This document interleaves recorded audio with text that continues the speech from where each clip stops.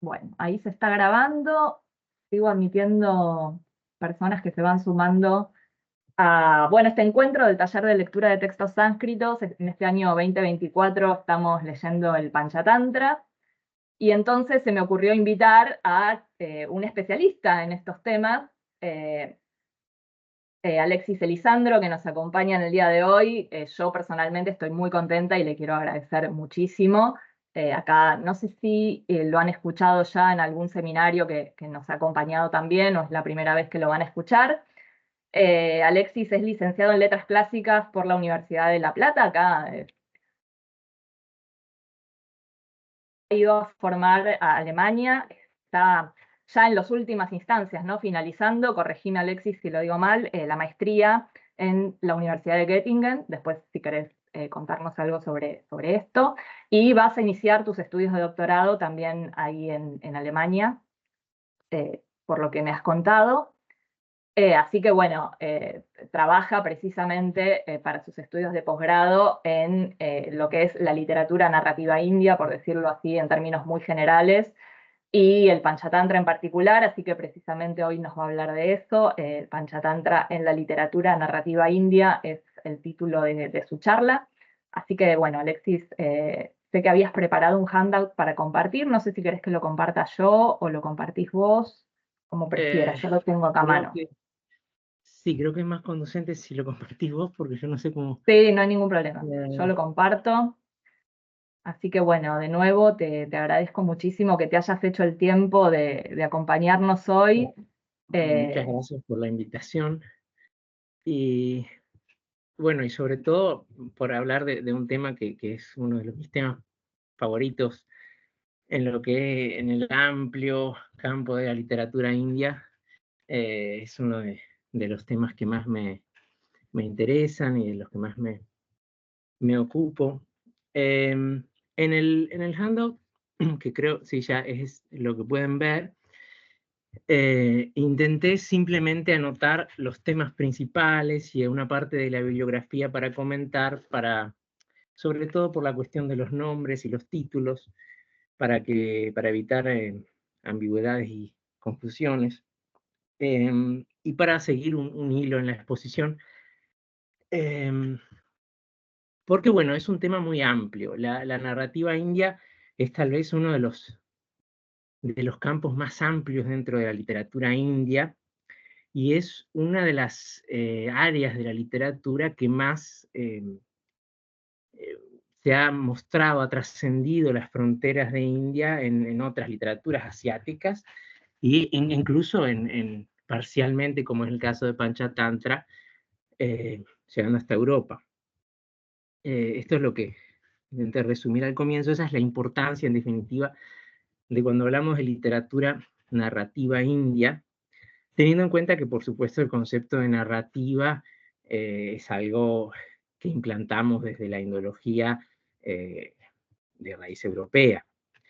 Em, los conceptos dentro de la teoría literaria india son otros, y los voy a mencionar simplemente, pero eh, hay también muchas superposiciones y contradicciones en la teoría literaria india.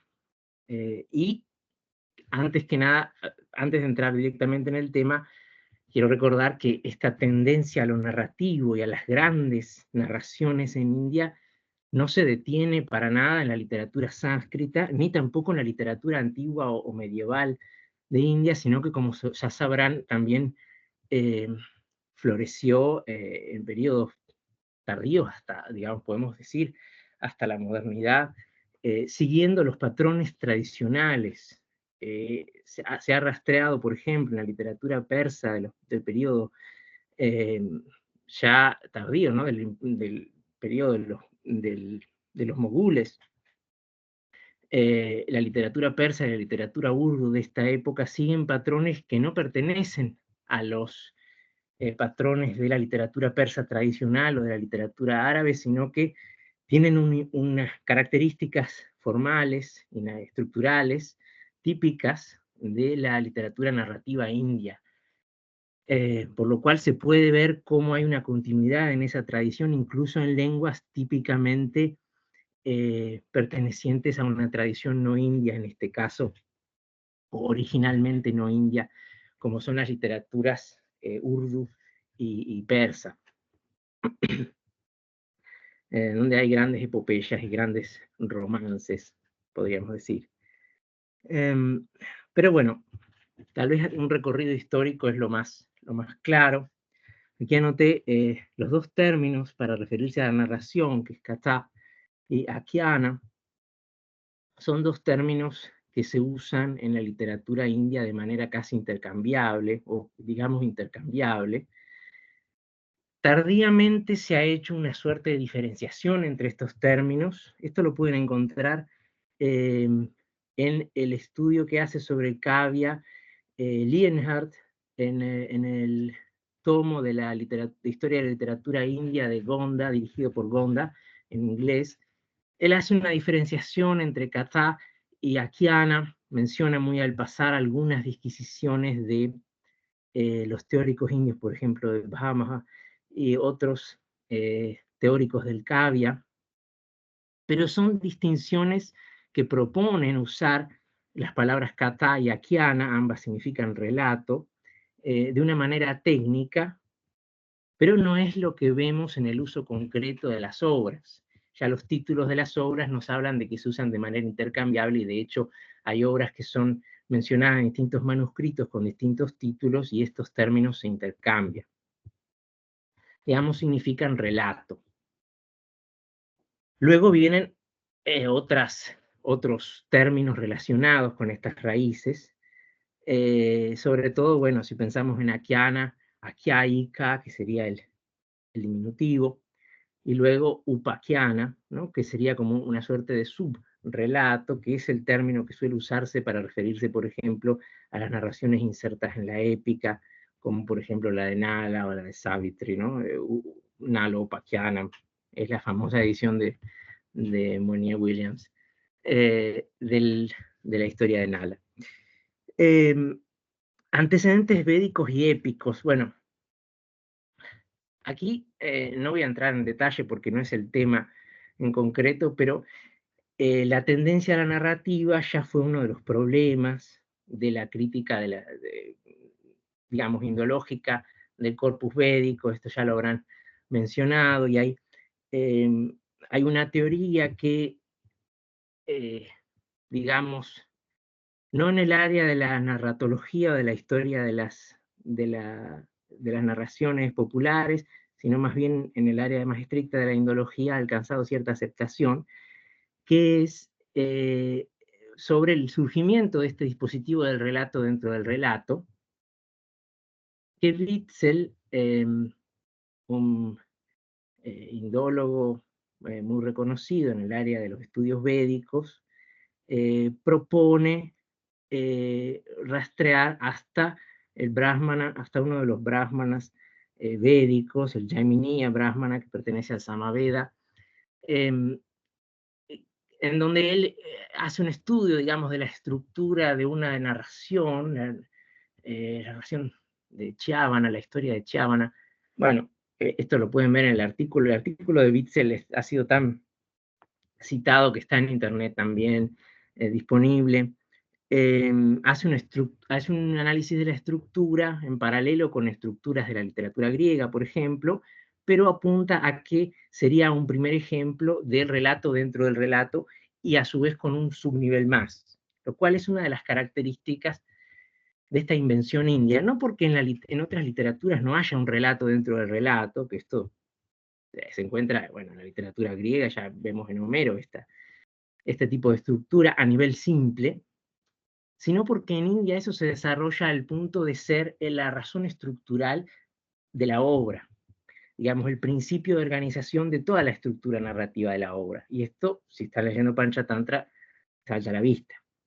Digamos, no es un elemento más incluido en algún apartado, sino que es el principio que estructura toda la narración. Y esto en muchos más niveles de los que suelen encontrarse en la literatura en lenguas clásicas, por ejemplo, europeas.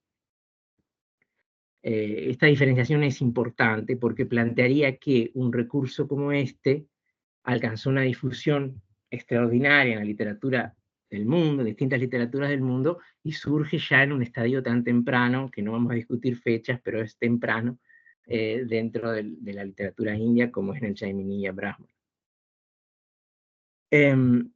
Lo que vamos a comentar serían los temas populares de la literatura narrativa, no la literatura narrativa de tema religioso, que nos llevaría en otra dirección, sino la literatura de temas no religiosos, ya sean de ficción o o temas populares, que es justamente una de las diferenciaciones que hay entre estos dos términos, que al final, esto del Lienhard entre Katha y Aquiana, que tradicionalmente luego en la teoría del Kavya se diferencian, digamos, el Katha sería, digamos, el género de Katha sería aquello que es puramente de invención o de ficción, y Aquiana sería aquella narración que tiene una base histórica o real, o que se considera al menos real. Pero esto, como dije, es una diferenciación muy a posteriori y que no se aplica en muchos casos.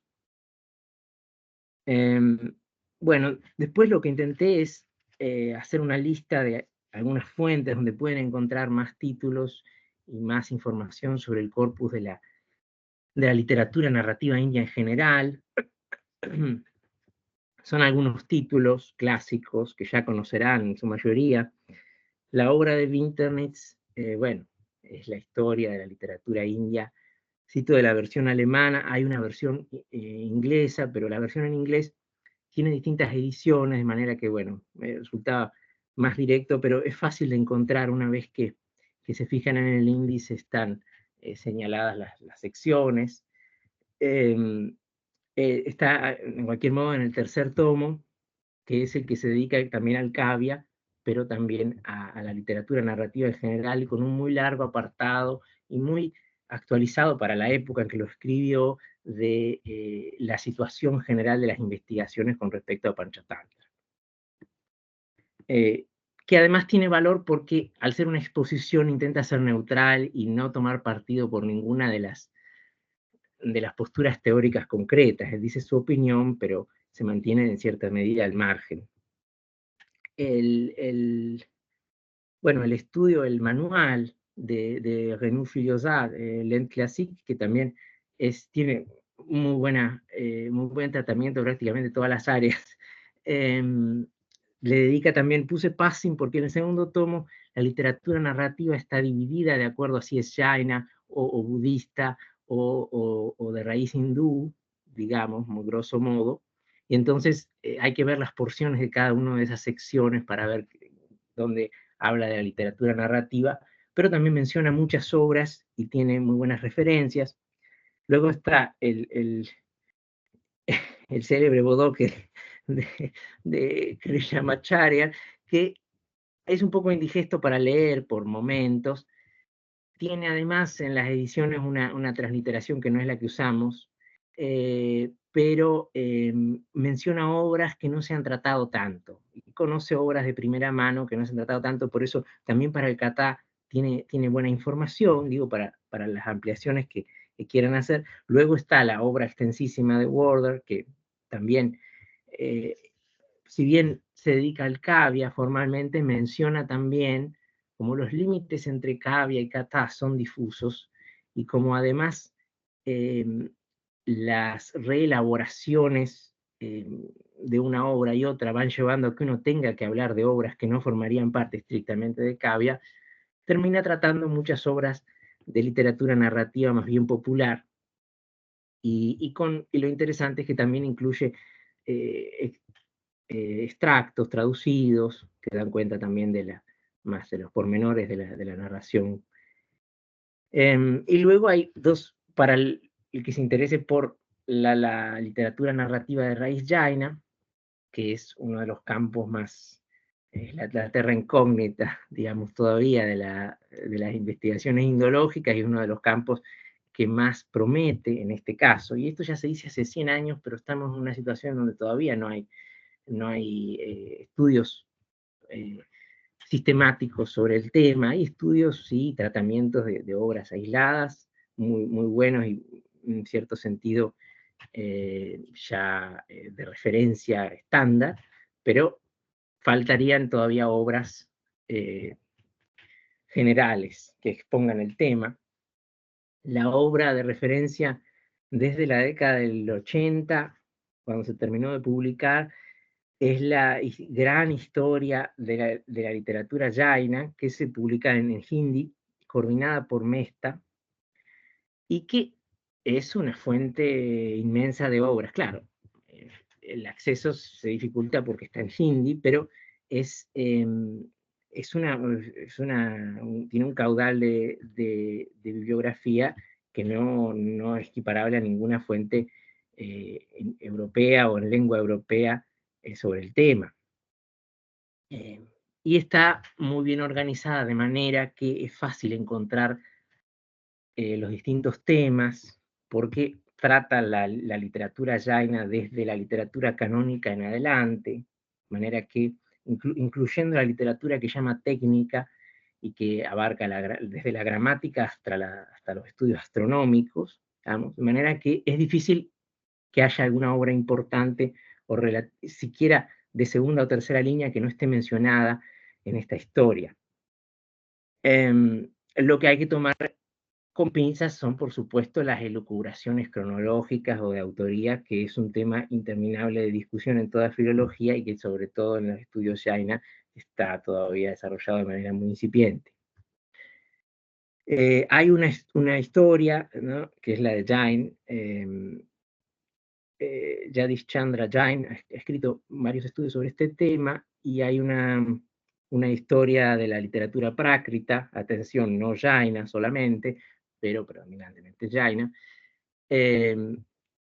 que resume bastante bien lo que luego describe en detalle esta otra obra, y el mismo autor ha escrito un libro en inglés que es sobre la literatura narrativa prákrita, que creo que está disponible también en internet, y que es interesante, sobre todo al comienzo. Puse sobre todo las primeras 40 páginas, 38 páginas, donde habla de las obras en concreto, porque luego intenta identificar motivos, y ahí empieza, en mi opinión, a flaquear la parte del conocimiento de las literaturas, digamos, europeas o occidentales.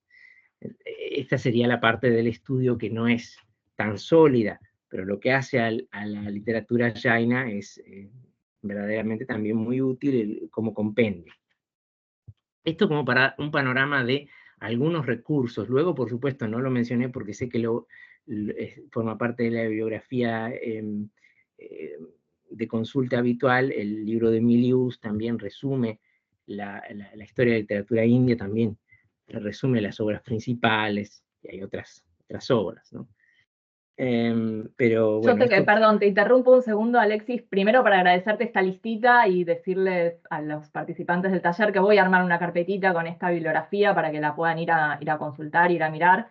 No tengo las obras en hindi, que te no las sé si puedo se pasar, conseguirán, después las las tengo busco. digital. Sí, Bueno, te las después, puedo alcanzar, sí. por supuesto que acá yo hice un cursito de hindi en algún momento, pero me costaría leerlas, pero bueno, está bueno tenerlas a disposición, aunque sea mirarlas. Me parece necesario como este campo de los estudios de prácritos y de la tradición china en particular, haya que entonces expandirse un poco, ¿no? Y salirse de la bibliografía secundaria compuesta en lenguas europeas y bueno, ir a buscar esta otra bibliografía. Me parece que está bueno ver cómo esto es necesario, ¿no? Y cómo es un campo en el que todavía hay muchísimo por hacer, quizá por esta preponderancia siempre del sánscrito en los estudios indológicos, ¿no? Sí, sí. Así Ese que es bueno, uno de los puntos, sí. sí, después Eh, entonces te voy a pedir que me las pases, así las te compartimos. las paso por mail. Justo las obras en hindi las tengo todas en digital, así que te las Excelente. puedo pasar. ¿Vos podés leer hindi, Alexis? Ya que estoy, te pregunto, así como... Sí, sí, Sí, porque es la segunda lengua, como está organizado acá los estudios, la segunda lengua que se aprende en la carrera, digamos, y bueno, y resulta útil Claro. justamente en estos contextos, porque hay una parte de la bibliografía que, digamos, una cosa es leer esto, otra cosa es leer literatura contemporánea en hindi, ¿no? Pero para este tipo de lecturas, o para ediciones bilingües, las famosas ediciones de NAG, la editorial india, bueno, traen muchas veces el texto también en hindi, y eso resulta útil para ver de qué manera se ha leído quienes compusieron la edición. En fin.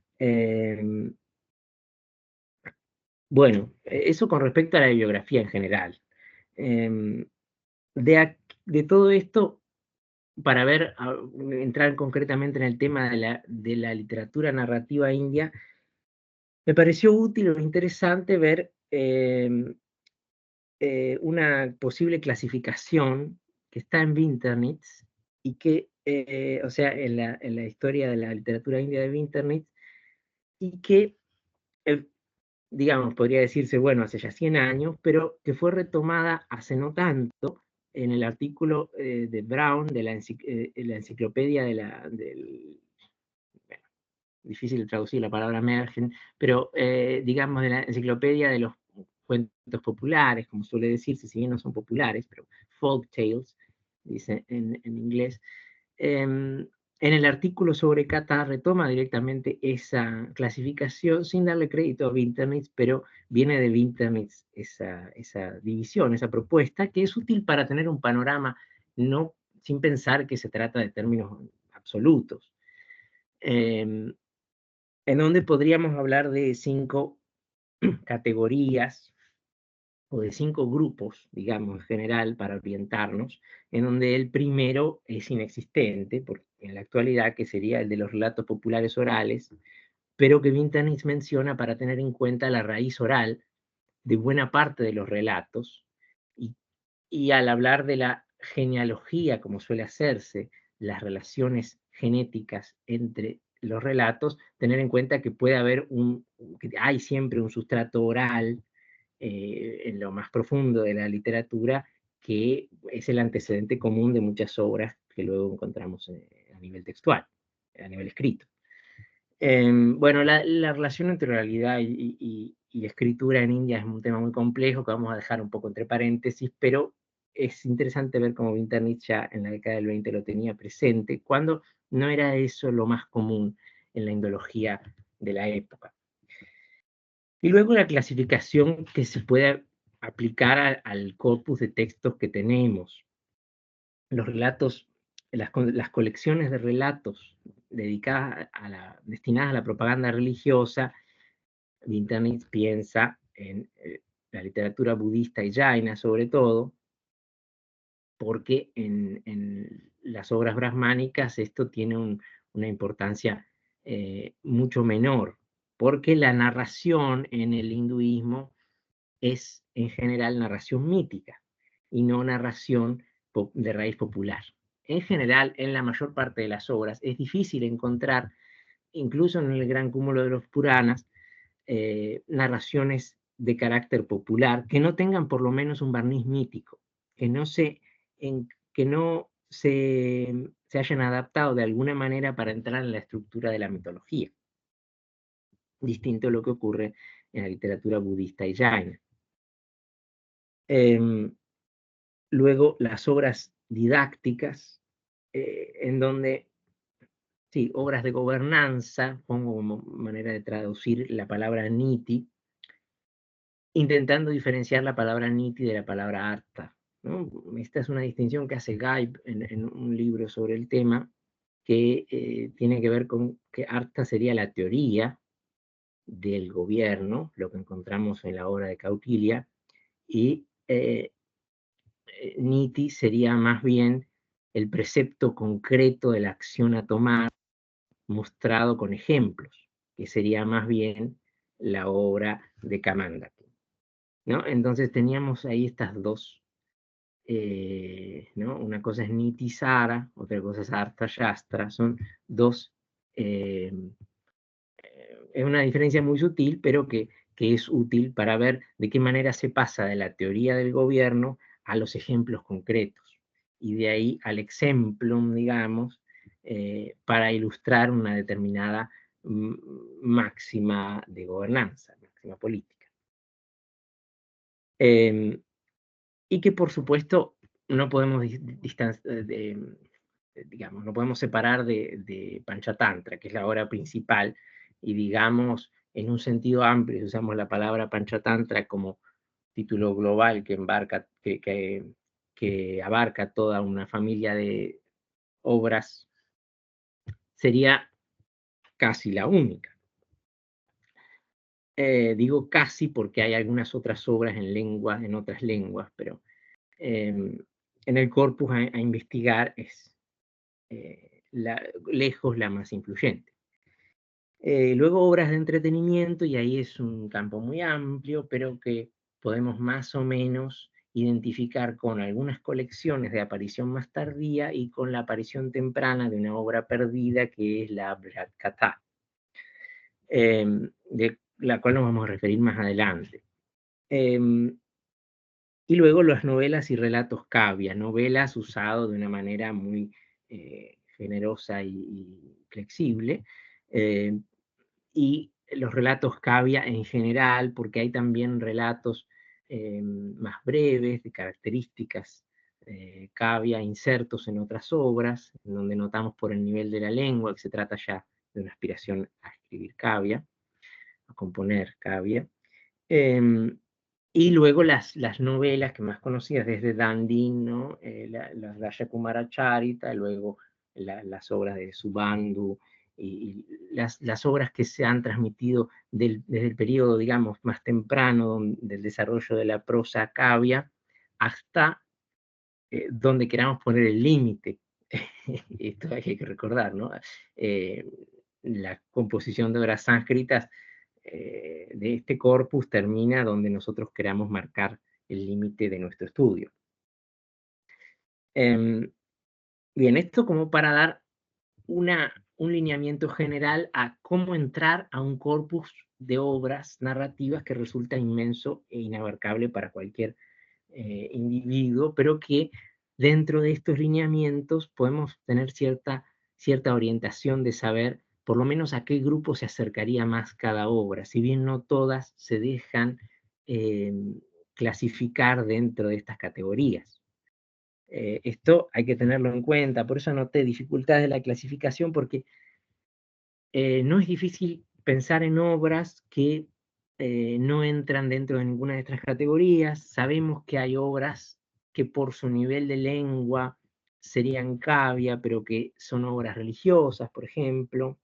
Sabemos que hay colecciones justamente destinadas a la propaganda religiosa, pero que además tienen características de una obra de entretenimiento, como se dice. Es decir, la finalidad de la obra no nos permite clasificar, identificar una categoría. Esto, por supuesto, es muy rudimentario, y esto se propone en el contexto de los primeros estudios sobre el corpus. Lamentablemente, los estudios que vinieron después no lograron desarrollar ningún elemento teórico que lo reemplace. Entonces, por eso volvemos a remitir a este nivel de la investigación. Hay otros criterios y categorías relevantes, como por ejemplo, y es lo que se me ocurre, la estructura narrativa. Y aquí entran algunos elementos, básicamente en una colección de relatos hay tres posibilidades: o bien los relatos se enumeran, ¿no? Comienza cada relato, termina y luego comienza el siguiente y están separados completamente,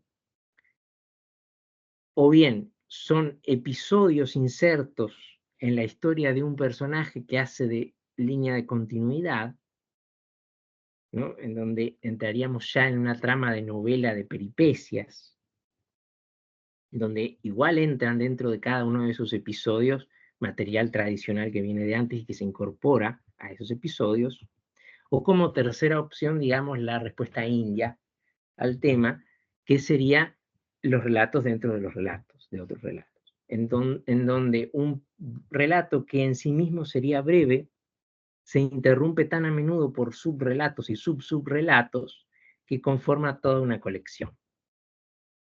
Y esta estructura es la que vamos a encontrar más a menudo, pero no es la única. De hecho, por ejemplo, las colecciones de la categoría de Internet 2, digamos, ¿no? Las colecciones destinadas a la propaganda religiosa, en general, en una abrumadora mayoría, en las obras budistas y también en muchas obras jaina, presentan la estructura más simple, en donde los relatos se narran uno después de otro y no tienen relación entre sí, no hay un vínculo más allá de menciones a elementos básicos de la doctrina de cada religión, ¿no? En donde todas interviene un bodhisattva o una existencia anterior de bodhisattva, por ejemplo, ya la vamos a ver, pero no hay más que eso.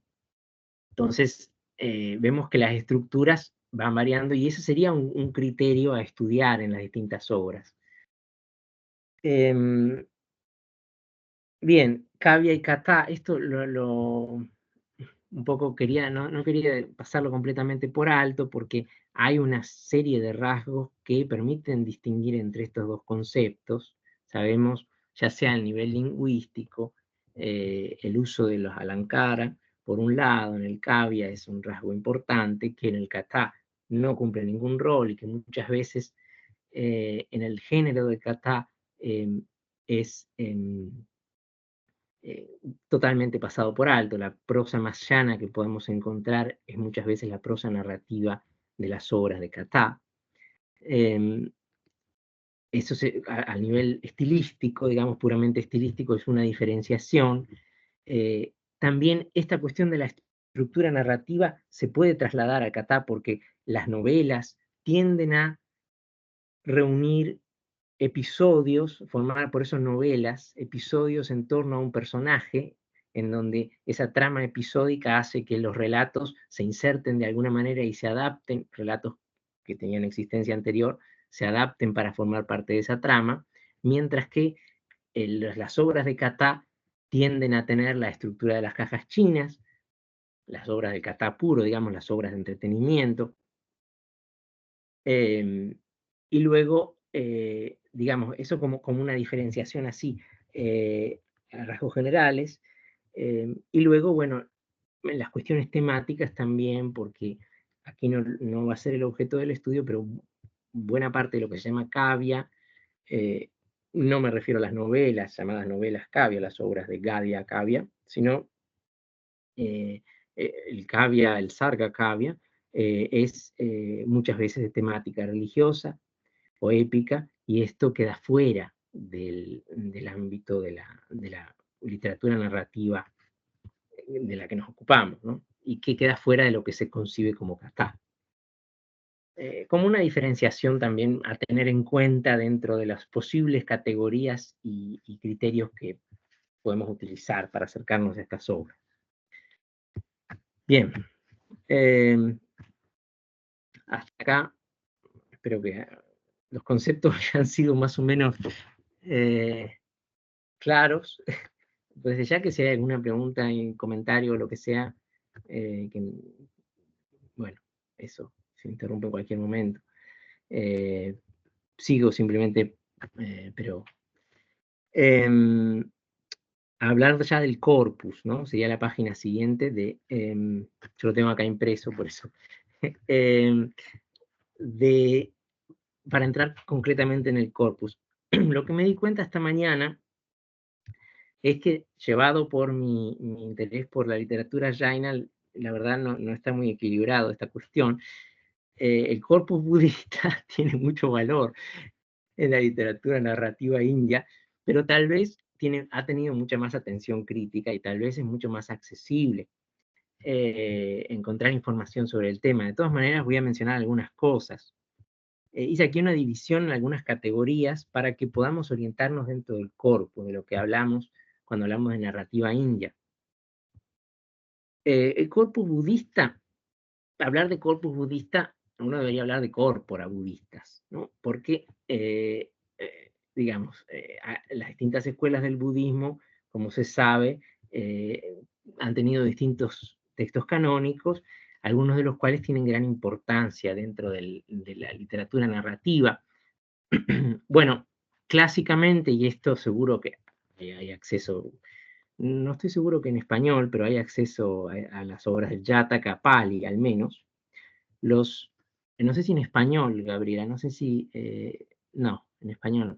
No, que yo sepa en español no, sí, sí en otras lenguas, pero en español todavía ahí hay mucho, mucho por hacer. También hay mucho por hacer.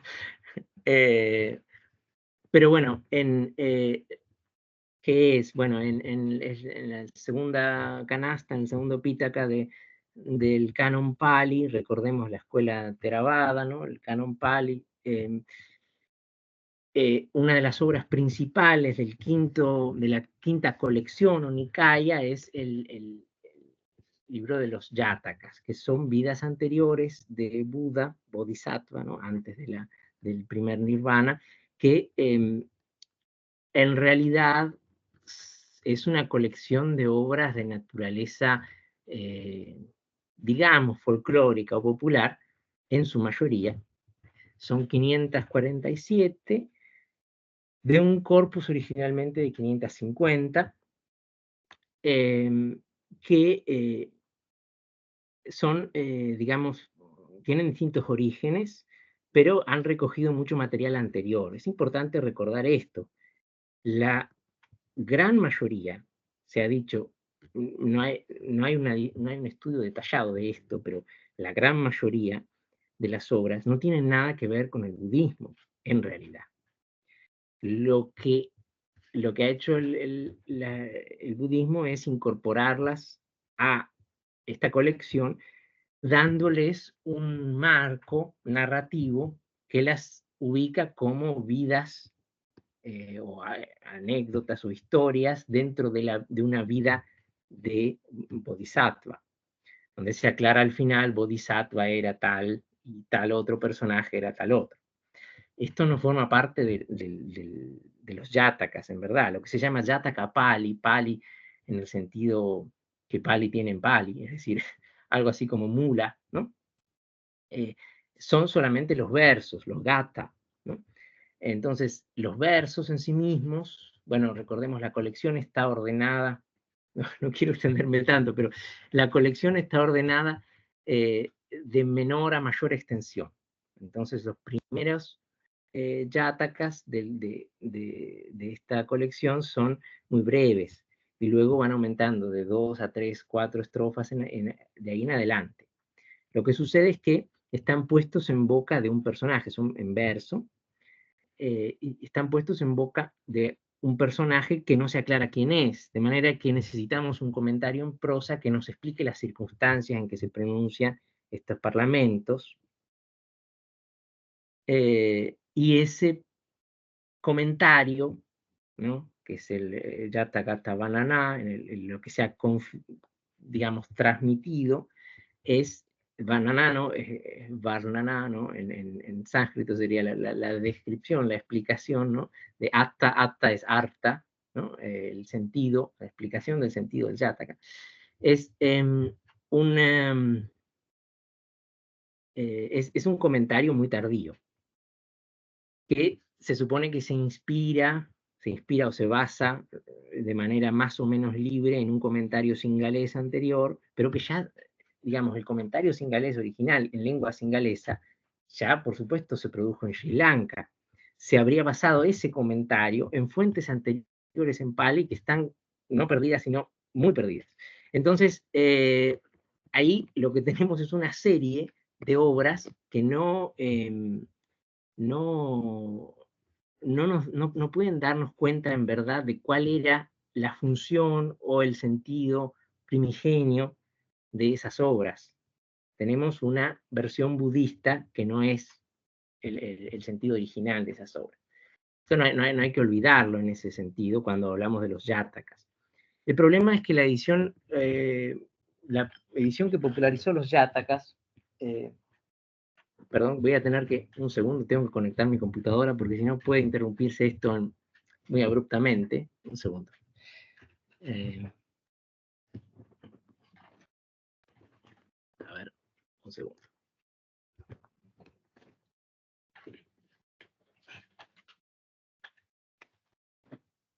Espero que no estén muy abrumados. Alexis siempre, siempre que lo escucho me quedo pensando todo lo que no sé, todo lo que todavía tengo que aprender a investigar. Y bueno, un poco estas charlas se tratan de eso, ¿no? De abrir un panorama que es enorme en el caso de India y en el que hay que tener aunque sea como horizonte, ¿no? Como cuando uno está leyendo una obra, ver todo este marco más macro que es bastante espectacular y que a mí siempre me deja bastante pasmada, ¿no? Me pasa siempre, igual ya me acostumbré a esta sensación con India, así que lo digo por si les está pasando también, como es normal, es normal. India es así, estudiar India es así. El vértigo constante de... El afán de la totalidad no es para los estudios índicos. Eso No, hay que aprender a convivir con esos hay que límites. resignarse de entrada y darle para adelante con lo que se Sí, pueda en la finitud de una vida y listo. exacto. Bien, ¿dónde hemos...? Ah, bueno, los yatakas. Entonces, el problema fue, y esto lo comento al margen, el problema fue que la edición más difundida de los yatakas fue la edición que hizo un danés, Faustböll, y en esa edición publica el comentario a la par del texto del Jataka Pali, y entonces eso se tradujo así al inglés, y la edición inglesa fue tan usada en estudios de folclorística que por personas que no han diferenciado los estratos, entonces enseguida se dice, bueno, este era un relato que ya existía en el siglo III antes de Cristo, cuando están citando el comentario que es 1000 años posterior. Esto como para que nos demos cuenta de la importancia de conocer lo que estamos leyendo. Incluso cuando leemos una traducción, ¿cuál es el texto traducido? ¿Cuáles son las diferencias? ¿Cuáles son los estratos textuales que están en una obra? En el caso de los yatakas esto es muy notorio, pero hay muchos ejemplos de ese estilo. Bien, estas son las narraciones, digamos, que van desde muy breves a narraciones que ya son bastante extensas. El último Jataka es el Vesantara Jataka o Vishvantara, ¿no? En sánscrito, que es la narración del rey Vesantara, que la historia de vida, digamos, del rey Vesantara, que tiene muchos paralelismos con la vida del Buda, pero que en sí misma no tiene tampoco nada budista. Sería de un rasgo anterior. Hay una edición muy linda de Gombrich de ese texto, bastante reciente. Bien, no es ese el único lugar donde hay narraciones en el canon Pali, tampoco, ¿no? Por supuesto.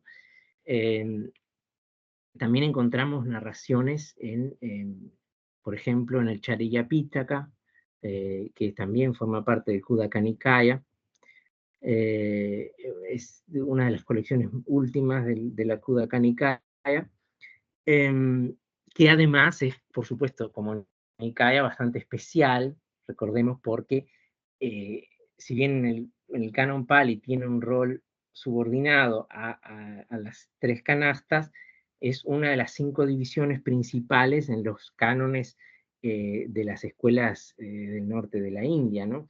Esto lo sabemos gracias a las listas y a las traducciones que las escuelas hablan de un Pancha Nikaya o de un Panchagama, ¿no? Donde Ksuda o Ksudaka Agama sería una de estas 5, ¿no?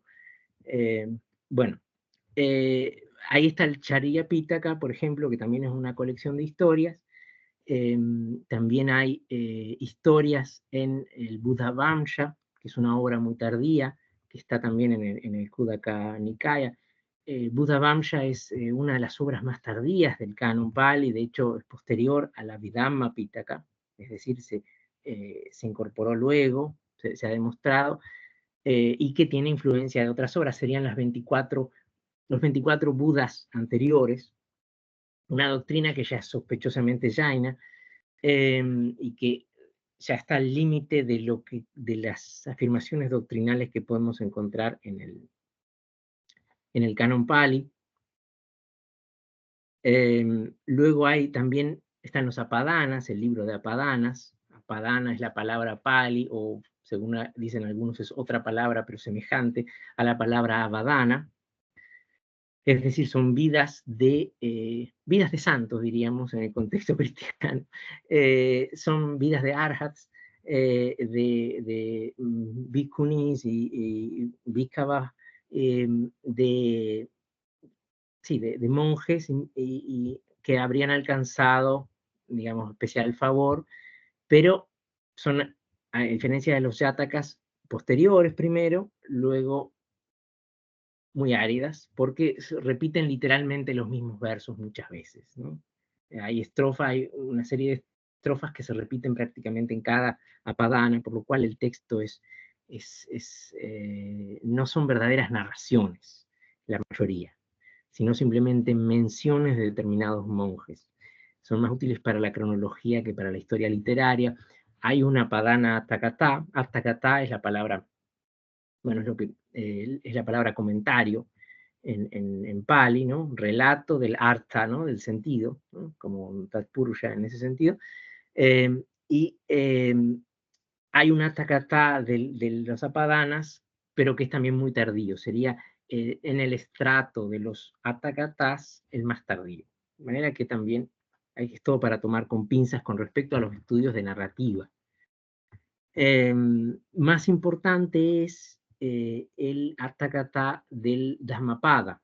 Dhammapada, sabemos, tal vez el texto budista más famoso, que son sentencias en verso, y a raíz de cada sentencia hay un comentario en prosa donde se narra una anécdota que habría dado origen a ese dicho del Buda. Y eso está en la prosa del Attakatha, del Dhammapada Attakatha. Pero recordemos, esto ya es no canónico, digamos, paracanónico, si queremos, no digamos postcanónico, porque no hay una cuestión cronológica entre el canon y los textos que no forman parte del canon, sino más bien una distinción de escuela.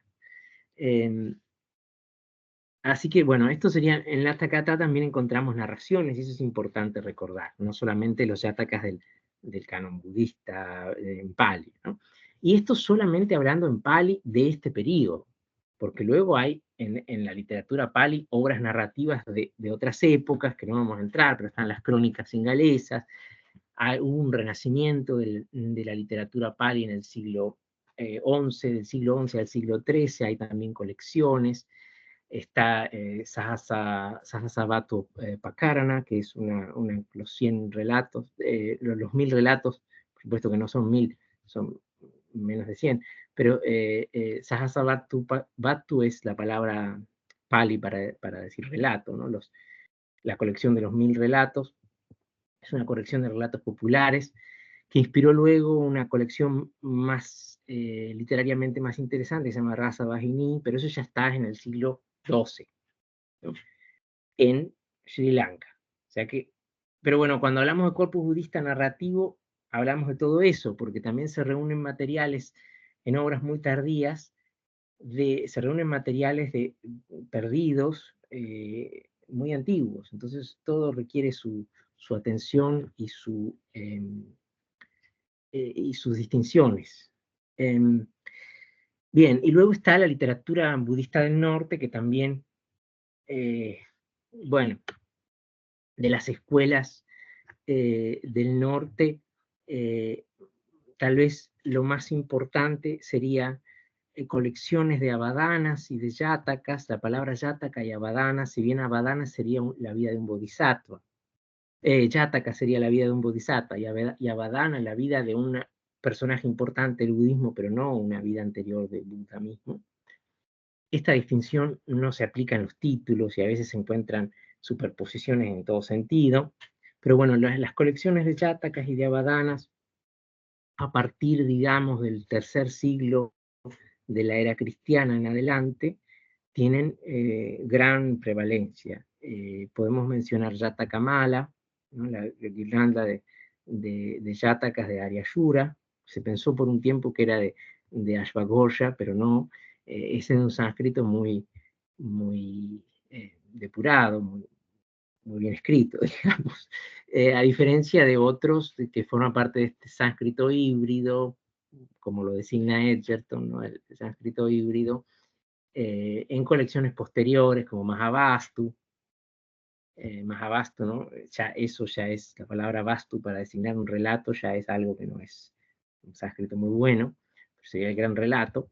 Y otras colecciones que vinieron después. Abadana Yataka, por ejemplo, la Centuria de Abadanas. De estas obras en algunas hay traducciones al inglés, hay ediciones en Europa, se pueden encontrar algunas. Otras están todavía en manuscrito y otras se siguen estudiando, pero ya entramos en el periodo, digamos, posterior al siglo VIII, ¿no? Como para que, digamos, un periodo post-Gupta, post-clásico, y en un sánscrito que el sánscrito de esos textos hace primero, tenemos el buen sánscrito, si queremos, de Aryayura, tenemos anteriormente y en simultáneo el sánscrito híbrido, que es el sánscrito con prácrito, y luego tenemos las obras mixtas, como por ejemplo la Litavístara, ¿no? Donde el sánscrito de la prosa es un sánscrito correcto, pero el sánscrito del verso es todavía híbrido, con muchas formas prácritas, y luego el sánscrito correcto al que se regresa, ¿no? Ya en el siglo XI, digamos, la época de Kshemendra, ya se regresa a ese tipo de sánscrito.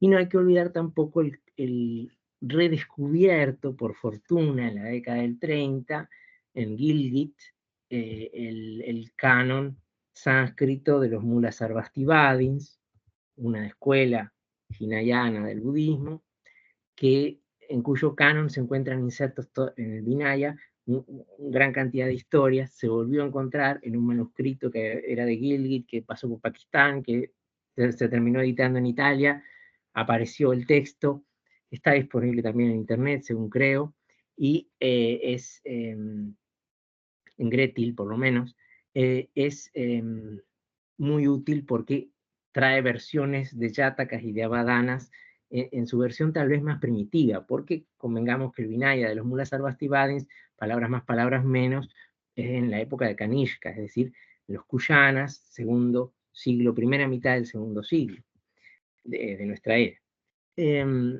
Esto estaba, por supuesto, en traducción tibetana, en traducción china, y vemos lo poco fiel de la traducción china gracias a que descubrimos el texto original, ¿no? Una vez más confirmamos que las traducciones tibetanas son muy superiores en ese sentido, a los fines de reconstruir el texto sánscrito, en ese sentido digo superior. Bien, bueno, esto para el corpus budista, ya me fui demasiado por las ramas, creo que los tiempos están, bueno, literatura jaina. La literatura jaina es una de las literaturas, si se puede hablar de un corpus literario jaina puramente, pero digamos de autores jainas, son, digamos, una de las áreas que más importancia ha dado a la narración. Y esto no solo como vehículo de propaganda religiosa, por eso también la categoría de Winternitz es problemática, porque en algunas de estas obras simplemente el autor era jaina. Hay al comienzo digamos, una dedicatoria, por así decirlo, una prayasti, es simplemente, por eso sabemos que era jaina, pero nada en el contenido nos indicaría eso. Entonces no podemos hablar de propaganda religiosa simplemente porque el autor era jaina.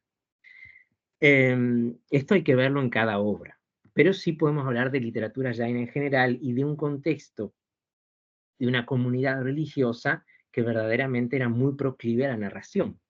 Esto es llamativo porque si consideramos en términos demográficos la comunidad jaina, es una producción literaria verdaderamente muy abundante. Y esto, bueno, yendo al mismo comienzo de los cánones jainas, se sabe, ¿no? Las dos escuelas jainas, los Shvetambara y los Digambara, el canon que nos interesa para los fines de la literatura, los estudios de la literatura narrativa es el canon Shvetambara, que es además más antiguo, más interesante además por otros aspectos, lo que se llama el Siddhanta, ¿no? Siddhanta Shvetambara, en su parte más antigua, que serían los 11 angas y los 12 upangas, el sexto anga, que es el que mencioné acá, Naya Dhamma Kahao, el título es en Jaina Prakrita, diría Jacobi, el gran indólogo alemán. El nombre que se usa desde la gramática de Pichel, que fue un estudioso de las lenguas prácritas, escribió una gramática y la llamó Ardha Magadhi, o sea, medio Magadhi. Pero se prefiere el nombre Jaina Prakrita porque es una lengua que tiene menos que ver con el Magadhi, con la lengua de Magadha, que con el Maharashtri, que es el nivel siguiente, podríamos decir cronológicamente, o de evolución lingüística de esta misma lengua. Esto sería el Jnana Dharma Kata, ¿no? ¿No? Es una colección también de relatos, de conversiones al jainismo. El séptimo anga también incluye vidas de figuras importantes del jainismo. En el sexto las narraciones son probablemente más antiguas. Hay una edición de Shubring, otro gran estudioso del jainismo, de este anga, que es el sexto, pero bueno, el sexto, el séptimo son los angas más narrativos dentro de este sector. Luego, en los Mula Sutras también hay narraciones. Acá mencioné el nivel de la Churni. La Churni es el tercer estrato, digamos, de los comentarios al canon Jaina. ¿No? Primero hay dos estratos de comentario en verso, que son la Niyuti, ¿no? Sería Niryukti, y luego Bhashya, el Bhashyam, pero a diferencia de los Bhashya de sánscritos, este es un comentario en verso también, y luego viene la Churni como comentario, primer nivel de comentario en prosa narrativo, y luego otros dos niveles, ¿no? La Tika y la Vritti, pero ya obviamente ya tienen su nombre de autor y ya son. El nivel de la Churni en los Mula Sutras y sobre todo en Avashyaka Sutra es importante porque contiene muchas narraciones sobre la vida del Mahavira, pero también con otros materiales. Eso es importante. Y luego la literatura, digamos, no religiosa, no puramente religiosa, que sintetice de manera muy poco clara, pero que supongo que algo quiere decir, desde Vasudeva Hindi a la Panchayati Prabodha. Es decir, desde una obra, Vasudeva Hindi sería más o menos, el término antequem sería el siglo VII, para Vasudeva Hindi, que es una narración en prosa, en una versión de Maharashtri que es arcaica en relación a los otros textos que tenemos de Maharashtri, hasta una obra tardía del siglo XV, como es el Panchayati Prabodha. Prabodha ahí es un mal sánscrito por Prabandha, en realidad. Porque no tendría sentido, sino como título, es la colección de las 500. Pero no son 500 relatos, sino muchos más, son como 620 relatos muy breves en sánscrito. Y ahí vemos, me gustó esa idea de pensar el arco de la literatura narrativa en la comunidad jaina, porque describe un arco que va desde distintas lenguas y distintas formas, que va a través de distintas lenguas y distintas formas de la narración y de la estructura en general. Vasudeva Hindi es una obra en prosa continua, donde hay, por supuesto que hay un antecedente inmediato, que sería la Brihat Katha, que se ha perdido, pero es una de las obras descendientes de la Brihat Katha, a la que me voy a referir más adelante, pero tiene que ver, es una narración en Maharashtri arcaico, con grandes cualidades literarias, si le creemos a Jacobi en su momento y a Alsdorf. Alsdorf escribió un lindo ensayo sobre ese tema que se llama La Vasudeva Hindi como una Brihat Katha Jaina. Alsdorf se dedicó bastante a estudiar Vasudeva Hindi. Hay una profesora, Espósito se llama, una profesora no recuerdo en qué universidad, que se está dedicando también a Vasudeva Hindi. Tal vez salga una primera traducción de esta obra. Vasudeva por el personaje, ¿no? No es nada breve, es el padre de Krishna. Y serían las andanzas de Vasudeva. Ya vemos cómo el arco, ¿no? Hay resúmenes de la obra en inglés disponibles también. Es el arco de un solo personaje que viene a reemplazar el personaje principal original que se supone en la Brihat Katha, repitiendo la estructura y las narraciones que contenía la obra. Mientras que Panchashati Prabodha es una obra completamente distinta, en sánscrito, en un sánscrito ya muy formulario, es decir, un sánscrito que no tiene ninguna búsqueda estilística, sino que para describir acciones análogas utiliza exactamente las mismas palabras. Por eso cae en la fórmula.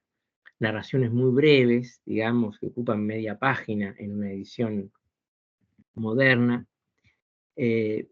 y que reúne una gran cantidad de anécdotas, desde anécdotas históricas hasta fábulas, relatos más bien cómicos, en cierto sentido.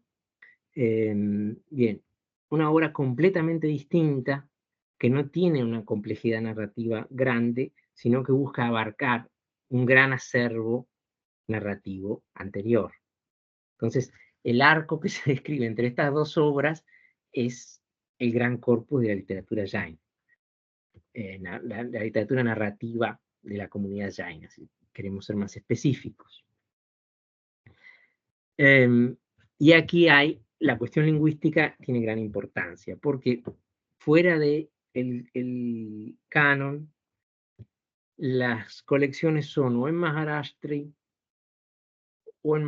mezclado de Shauraseni, en los periodos tempranos, o en sánscrito o en Apabhramsha.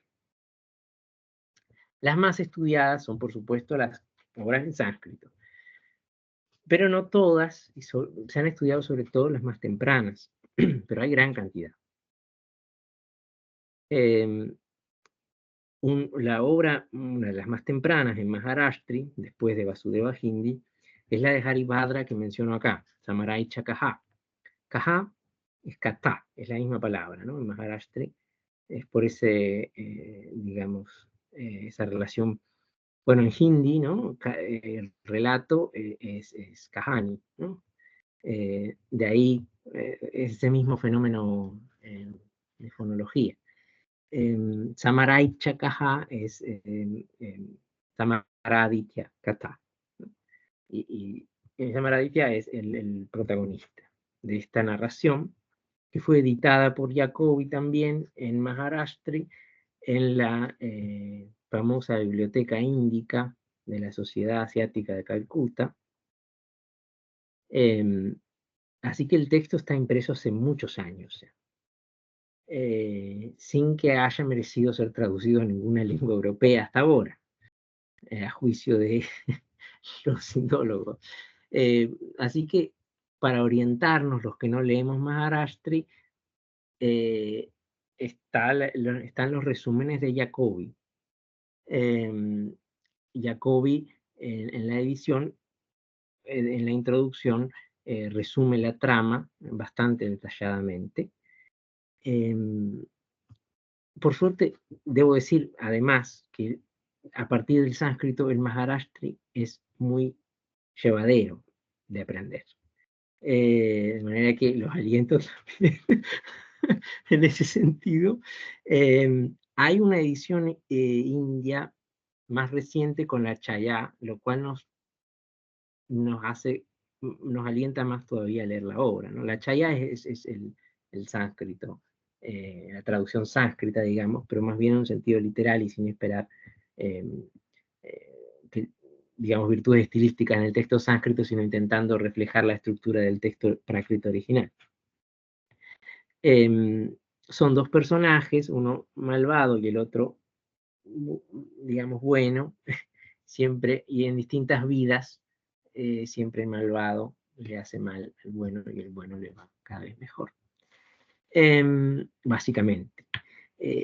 Lo interesante, uno de los disparadores tal vez de esta gran profusión de obras jainas fue justamente el hecho de que la doctrina kármica tiene tanta importancia en la religión, y entonces eso permite enlazar historias que nada tienen que ver, simplemente hablando de que se trata de otra vida, de los mismos personajes. Esa es la estructura más o menos de Samara Chakajá. Haribhadra fue un autor muy prolífico, pero la obra literaria más famosa fue esta, que él mismo define como una Dharmakatha, como una narración del Dharma. En este sentido, justamente en la relación entre Dharma y Karma, ¿no? La cuestión de la gravitación de nuestras acciones en nuestras existencias, que en el jainismo tiene está mucho más acentuada que en el budismo. Y luego están los géneros, el género, digo, de las tantas obras que llevan el título de Katakoya y que llevan a confusión a cualquiera si uno no entra a ver el contenido de qué se trata. De hecho, las diferenciamos al revés de cómo debería ser, más por el autor que por el título, porque son muchos autores que llegaron a la misma idea de poner el mismo título. Lo que pasa es ya un género, ¿no? El tesoro de relatos es básicamente un género que tiene como hilo conductor tal vez este criterio, ¿no? Las distintas existencias kármicas hacen que haya distintos relatos equivalentes, ¿no? Con una enseñanza, digamos, explícita o no, pero una enseñanza en el sentido del jainismo. Uno de ellos está traducido al inglés por Tony, el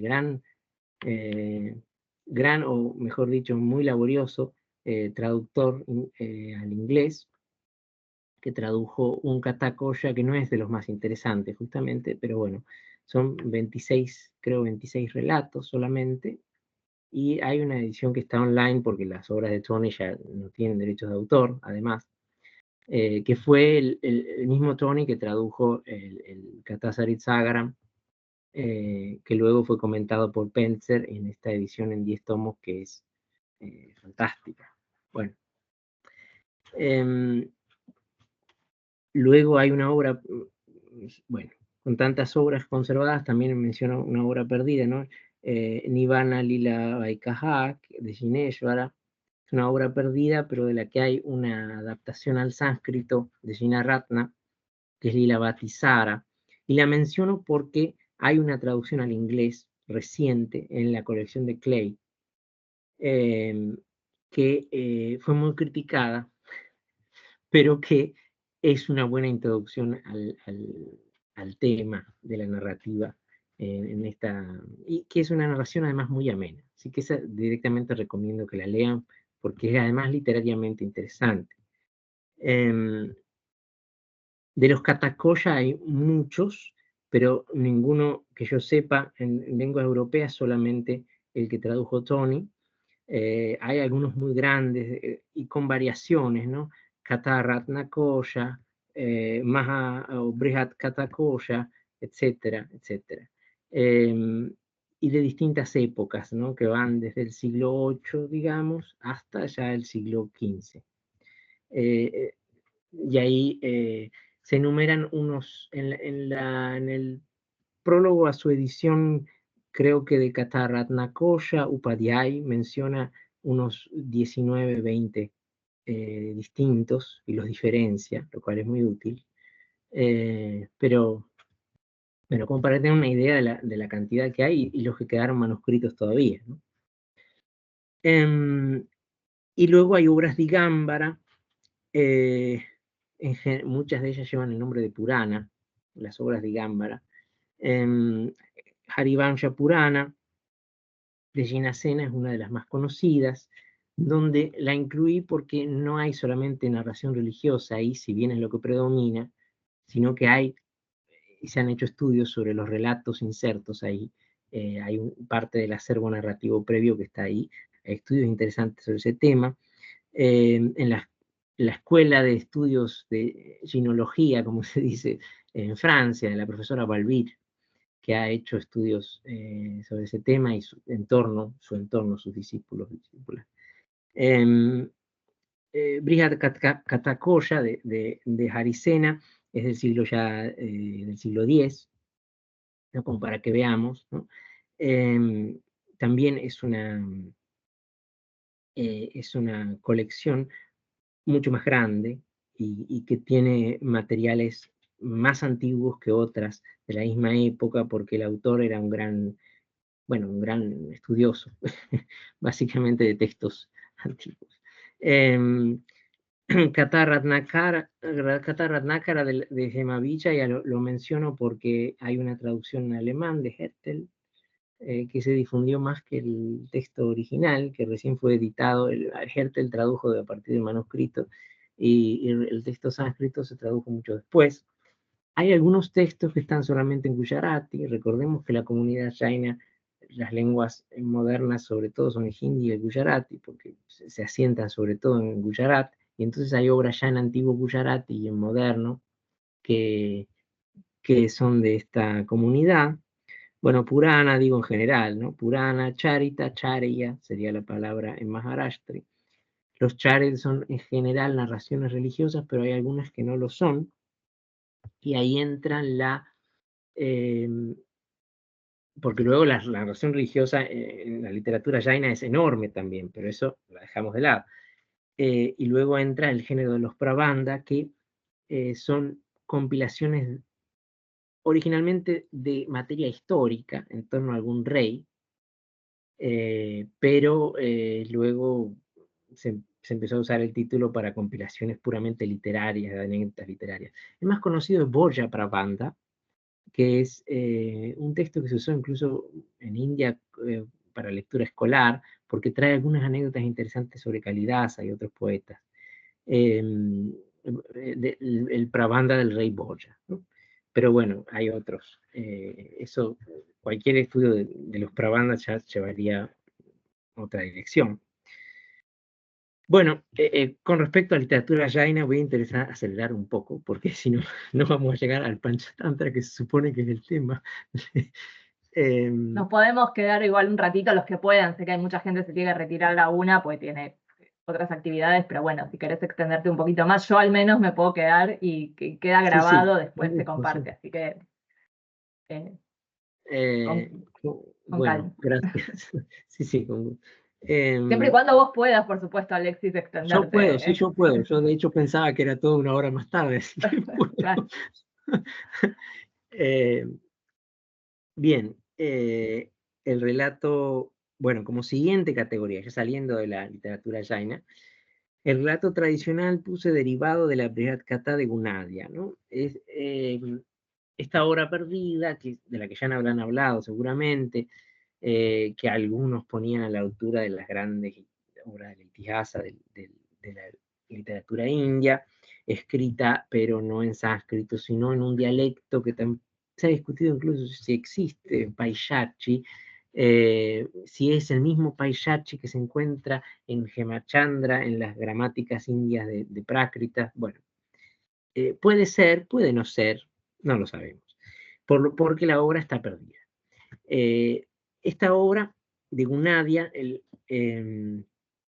se conocía en el siglo XIX a partir de dos obras muy posteriores. Pensemos que Gunadia estaría en los primeros siglos de la era cristiana, debemos ubicarlo en esa época, y las compilaciones que explícitamente se basan en la Brihad Katha, en el gran relato, son en el siglo XIX las que se conocían son dos compilaciones del siglo XI.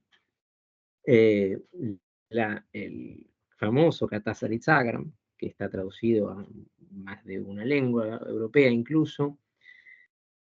Como mencionaba, la edición está comentada por Penzer, que es óptima, la recomiendo, está en internet también, son 10 tomos, con un comentario muy detallado de comparaciones de distintos relatos, muy útil para ver los relatos de dónde vienen y a dónde fueron.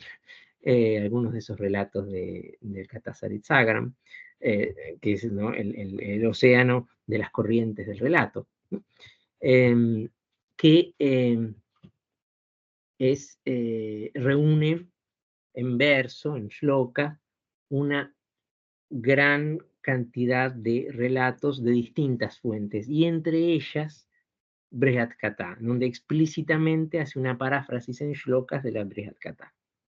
Y la otra obra de la misma época es Rikshemendra Brihat Katha Manjari, que ya en el título nos dice que es un compendio de la Brihat Katha, del gran polígrafo de Kashmir, Kshemendra, que escribió también, bueno, muchas otras obras, pero que esta obra, el efecto mayor es que presupone que la conservación de la obra original, por lo tanto hay pasajes que no son del todo comprensibles, es una obra bastante difícil, no muy amable para la lectura, pero eran las dos obras que coinciden, digamos, la porción del Katasaritsagram que coincide con Brihat Katha Manjari es grande.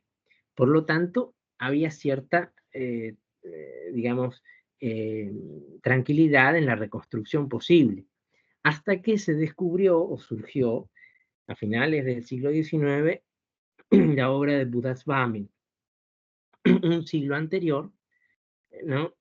Que es la sangraja, ¿no? La recopilación de shlokas de la Brihat Katha.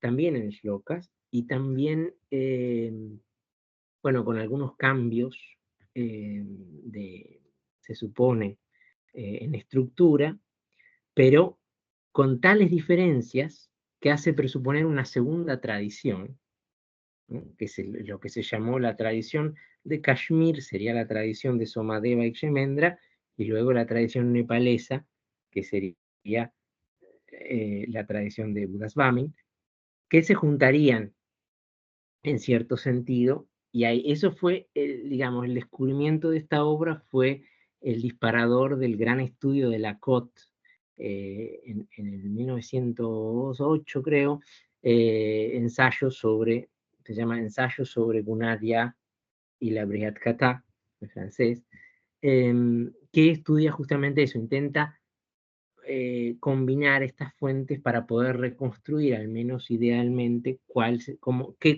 qué contenidos estaban ya ahí y cuáles no. Lo que pasó por alto es la obra Maharashtri, que después, recién se puso, bastante tiempo después, se puso a la par, y esto fue también parcialmente mérito de Hertel, es Vasudeva Hindi, ¿no? La obra Maharashtri que ya mencionamos, y que es anterior aún, ¿no? Es anterior al siglo VII, sin duda, porque ya está mencionada en el siglo VII, y puede ser incluso, digamos, de época Gupta. Entonces estaríamos ante una obra que como testimonio sería de los más importantes para la Brihat Katha. Y esto es lo que destacó Alsdorf en su ensayo que mencionaba hace un momento. Esta es la tradición de la literatura narrativa con los rasgos que luego se mantendrán como rasgos distintivos de las colecciones narrativas indias. Es decir, una historia central que incluye subhistorias que a su vez mantienen, ¿no?, el sistema de cajas chinas en distintas partes.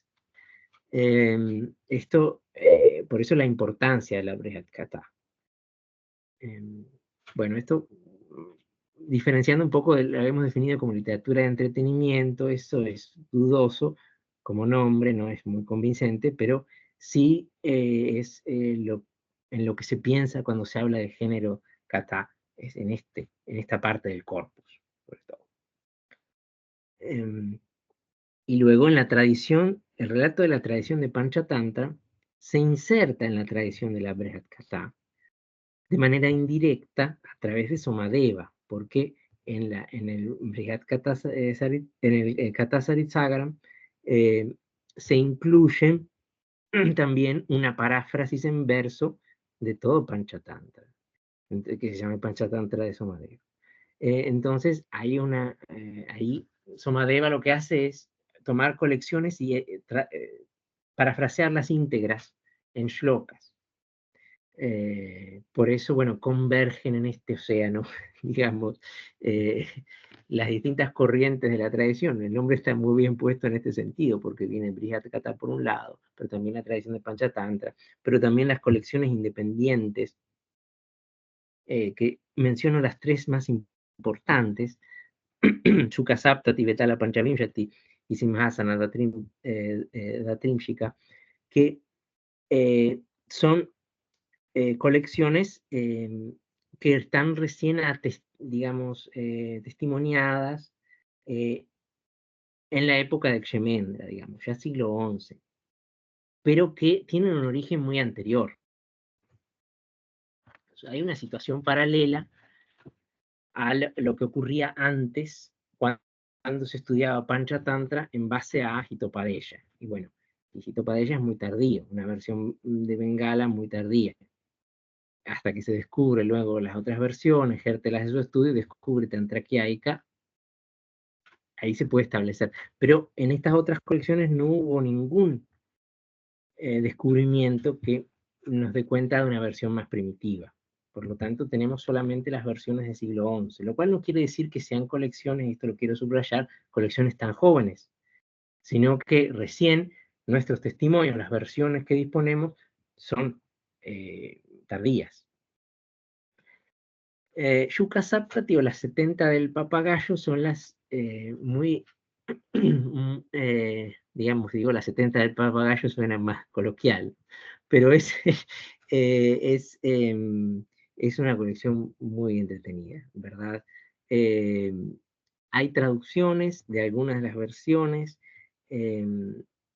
La, la primera edición, digamos, con criterio filológico fue la de Schmidt, ahí puso 1893, se publicó en el órgano de la Sociedad Orientalistas de Alemania, de esa época, y con un estudio, y es útil todavía hoy esta edición.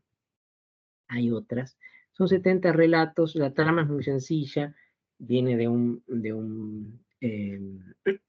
la esposa de un mercader, el mercader se va por largo tiempo, la esposa tiene un amante, entonces en el momento en que el mercader le había regalado un papagayo que podía hablar, entonces el papagayo en el momento en que ella intenta salir para encontrarse con su amante, la detiene y le empieza a contar una historia.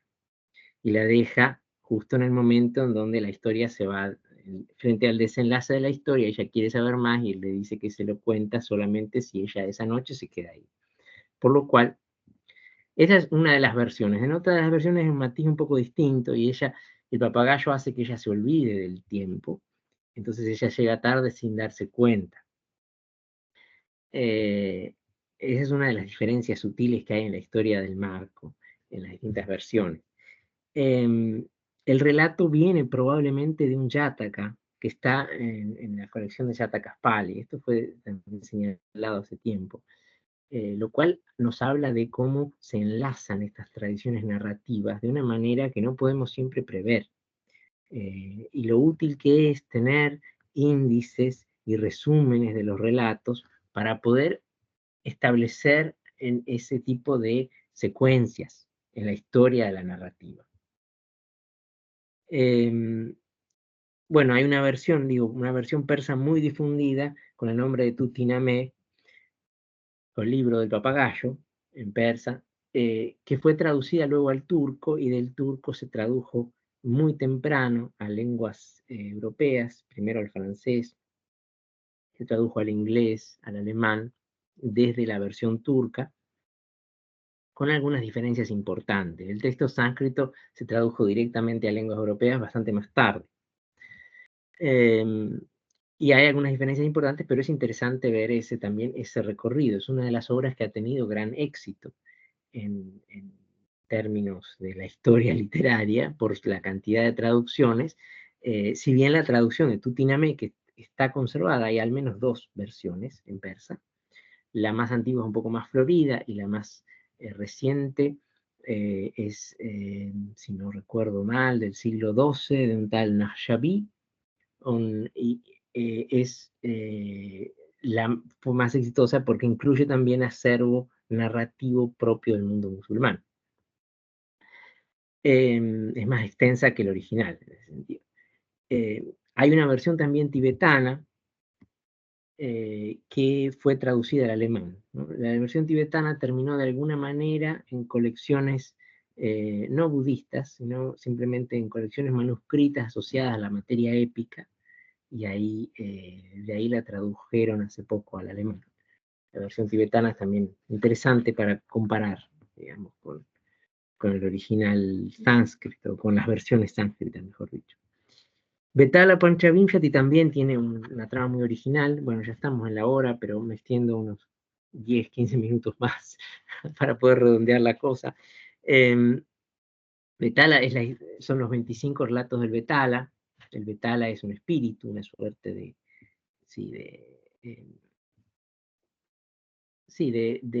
espíritu que reside en un cadáver. Entonces el rey Vikrama tiene que bueno, hay una historia previa por la cual le debe un favor a un rishi, y el rishi le pide que traslade el cadáver, pero para trasladarlo hasta el altar tiene que mantenerse en silencio, porque si no el Vetala hace que regrese a la posición inicial, y el Vetala lo que hace es contar una historia con una pregunta hacia el final, y cada vez que el rey Vikrama responde la pregunta, vuelve a la situación inicial. Por lo tanto, eso ocurre 25 veces hasta que el rey termina dándose cuenta de que no tiene que hacer. Sí, es un poco, pero bueno, hay distintas versiones con detalles distintos. La historia previa no estaba transmitida en ninguna de estas versiones, se encontró por separado, por lo menos se cree que se encontró por separado. Hay un artículo de Menó en ese sentido. Perdón, que acá, bueno.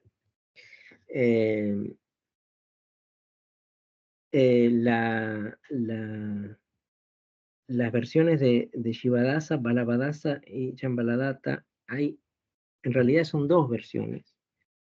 La de Balabhadasa es una versión que depende de Shivadasa, por lo tanto no tiene tanta importancia. Hay una edición de Ule también en el marco de un congreso orientalista, de manera que no está muy difundida, pero hay una edición más, digamos, más fácil de conseguir de Menó, y hay distintas traducciones también. La versión en hindi que se tradujo al inglés, Barton tradujo al inglés la versión en hindi que se llama Baital Pachisi, que fue bastante difundida también en la literatura indostánica ya, como se llamaba. Hay una versión tibetana que también ha sido transmitida dentro de un corpus de leyendas populares.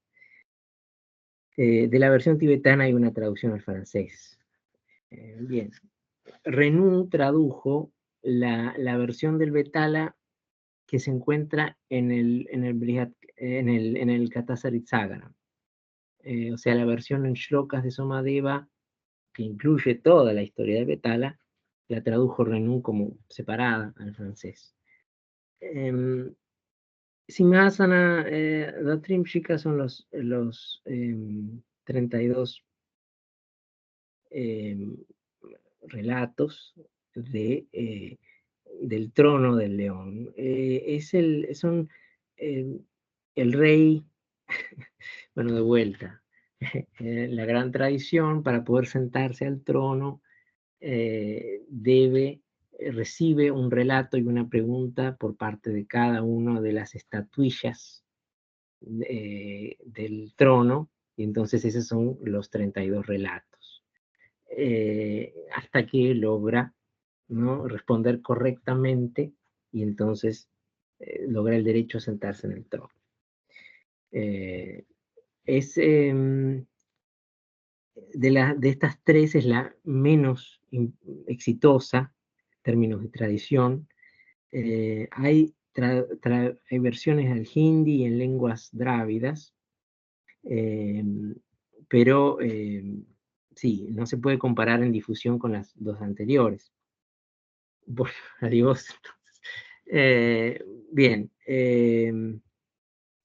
Edgerton hizo en la colección de Harvard una edición de 2 versiones distintas y una traducción. Y eso es hasta ahora la parte más, la edición más asequible. Bueno, había enumerado algunas cosas con respecto a la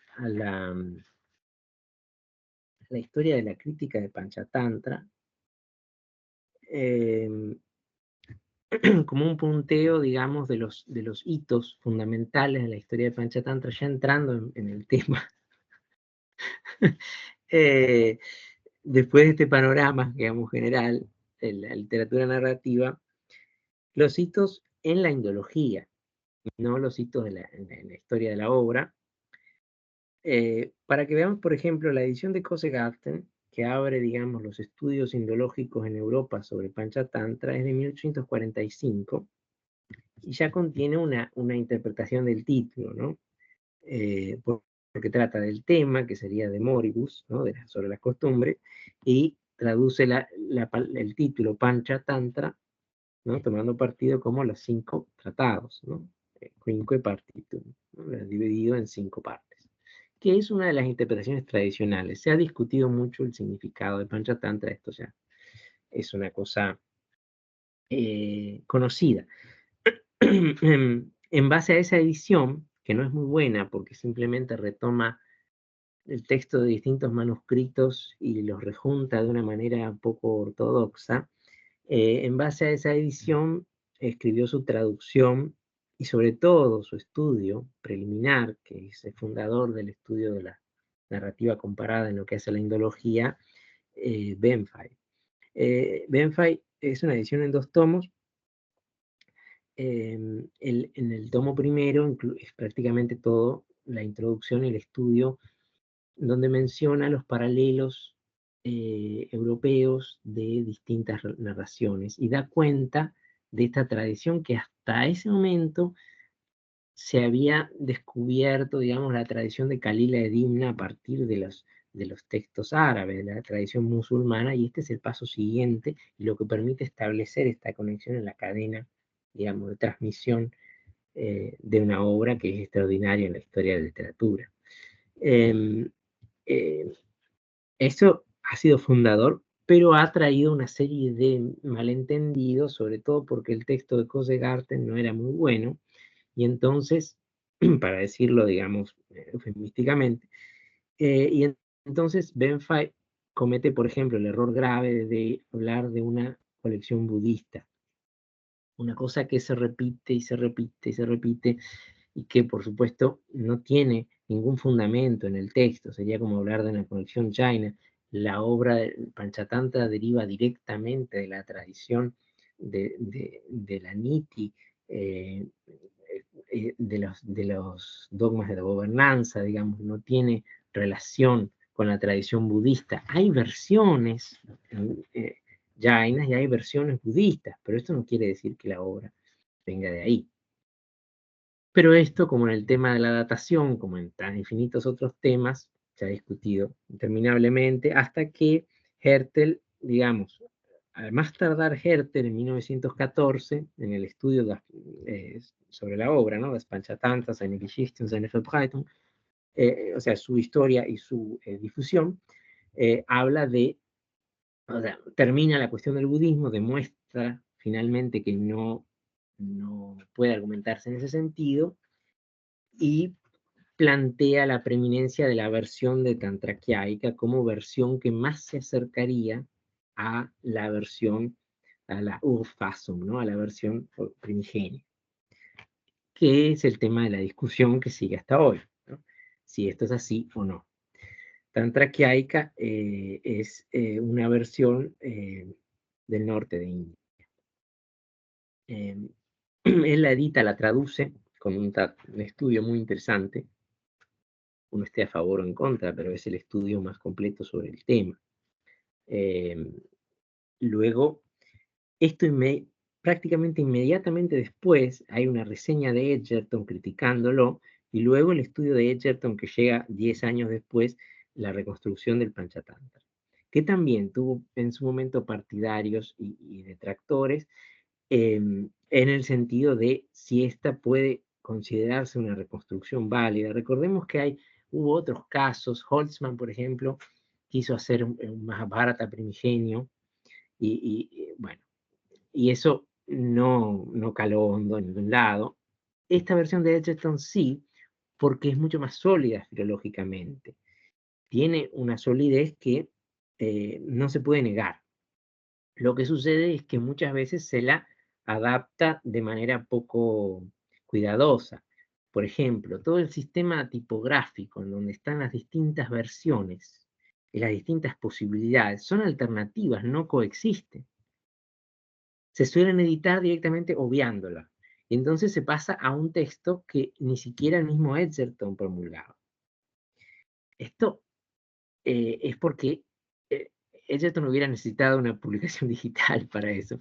Es la complejidad del planteo. Pero bueno, esto son discusiones que siguen vigentes en cierto sentido. Y aquí Te enumeré... interrumpo un segundito, Alexis, para hacerte una pregunta, porque Edgerton mismo, entiendo, publica, creo que en el 31, una versión de su edición con escritura de Banagari, etc. Entiendo yo que ya no tiene esos problemas de estos dos tomos del 24, pero la verdad es que, porque es cierto que son difíciles de esa reconstrucción, hay que estar un buen rato hasta que uno entiende qué es lo que se está haciendo, ¿no? Porque además está directamente en tipografía latina, digamos, con los diacríticos. Yo no sé esa edición del 31 con el texto en Devanagari, cómo encaja, o no Ahí, sé si sabes. ahí es un salto. Yo, por lo que entiendo, la edición de Banagari fue simplemente para captar al público indio Indio, ok. que no lee directamente la transliteración. Y esto pasa mucho, es lo que pasó con la colección de Clay. En India no la compran porque no leen la transliteración. Pero implica un salto teórico porque él mismo se obliga a optar Claro, por lo que él había planteado como posibilidades igualmente válidas. sí, Entonces, en el momento en que él plantea posibilidades igualmente válidas, está abriendo un abanico crítico que hace que se mantenga en lo cuidadoso, en lo, digamos, correcto. Cuando en el momento en que él opta, y bueno, ya entra en el campo de la imaginación, porque no tiene ningún argumento para decidir por una o por la otra. Y esto, y esa opción de Edgerton es la que se toma para ser traducida, ¿no?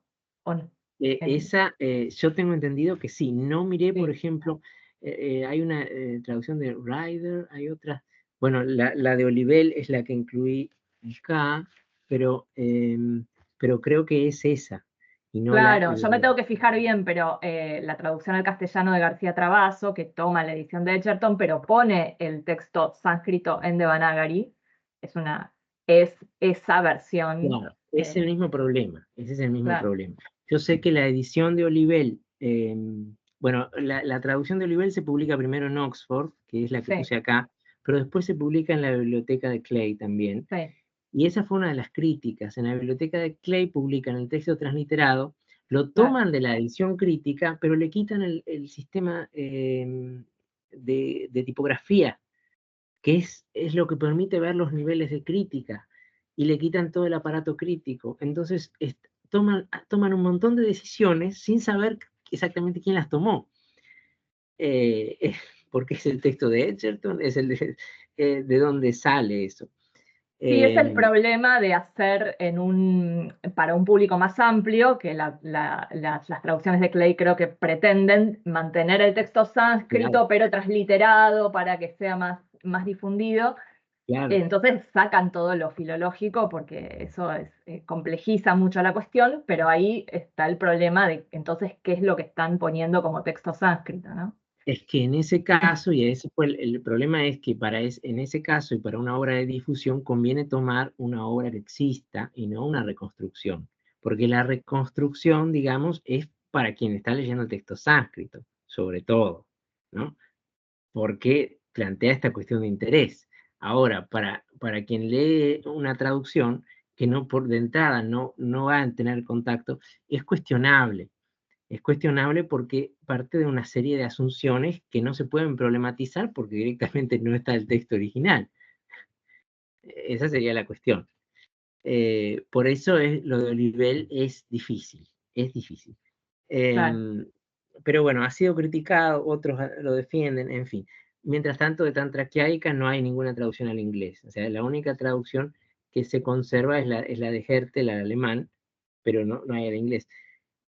Siempre me propongo, digo, bueno, sería útil ver una comparación concreta de cuáles son los puntos de divergencia entre Tantra Chiaica y la reconstrucción de Edgerton, porque no son tan menores como uno pensaría, porque van al punto de incluir o no determinados relatos.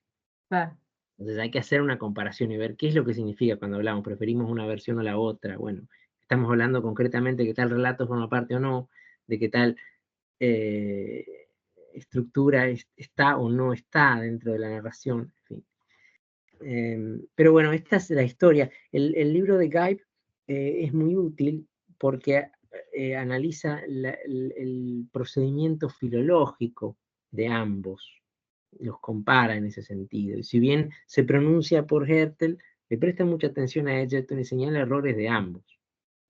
Y luego el estudio de Falk es interesante sobre las fuentes del Panchatantra porque eh, eh, plantea la relación, más allá de esta discusión concreta, la relación de Panchatantra con el corpus narrativo, señala paralelos en los Jatakas, señala paralelos en otras obras. Es interesante también en ese sentido porque no hay muchos estudios que vayan en esta dirección de manera sistemática.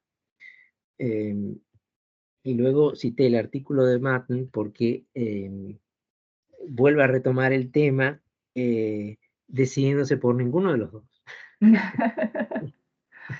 Pero es interesante cada tanto alguna revisión para mostrar que, bueno, hay discusiones en la indología que están abiertas y no vale la pena problematizar. Y Claro, el son como Panchatantra capas es críticas, ¿no? Guy critica a claro, Edgerton, Matten critica a Guy, hasta donde sé, esa sería claro, criticando a Edgerton, pero también exacto. Sí. interesante.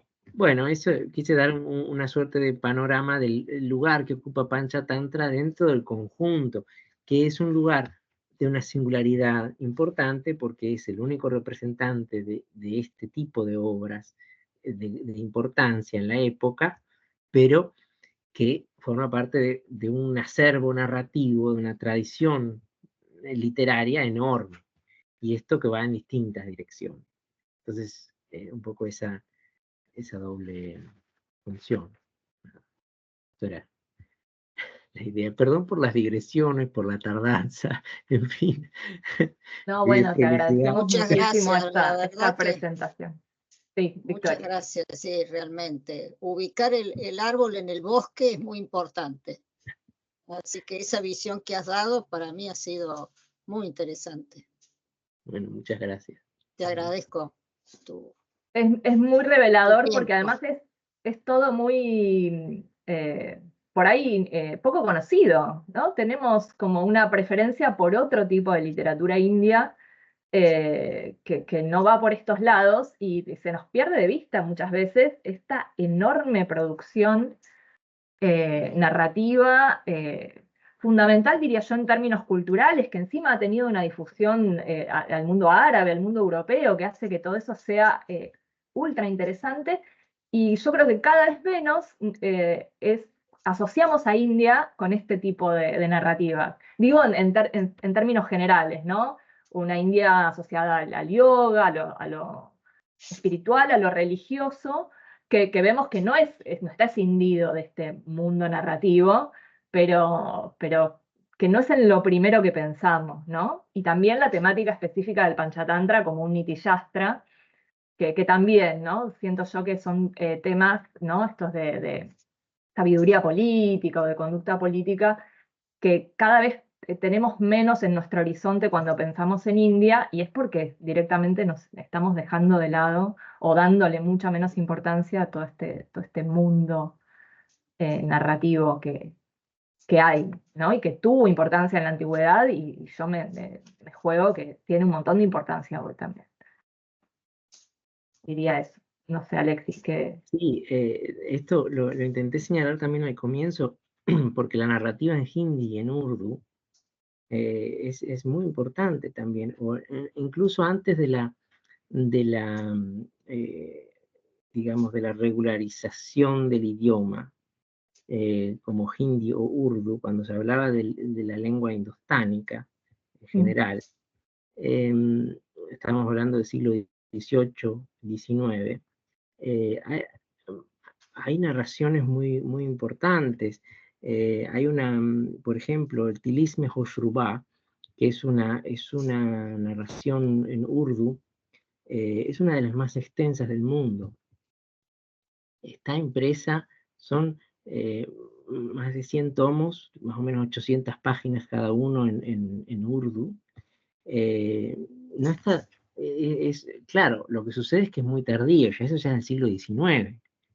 Pero los recursos y los elementos de la narración son elementos que por un lado vienen del Dastán persa, ¿no? De los mundos mágicos, pero con una estructura que es típicamente india. O sea, hay la narrativa popular, hay una continuidad en la narrativa popular que no se puede negar en India, incluso hasta el siglo XIX. Y esto, bueno, se suele olvidar cuando uno piensa en la India, que es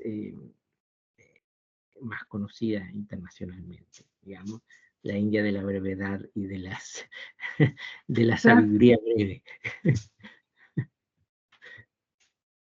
Bueno, no sé si alguien más quiere decir algo o alguna pregunta.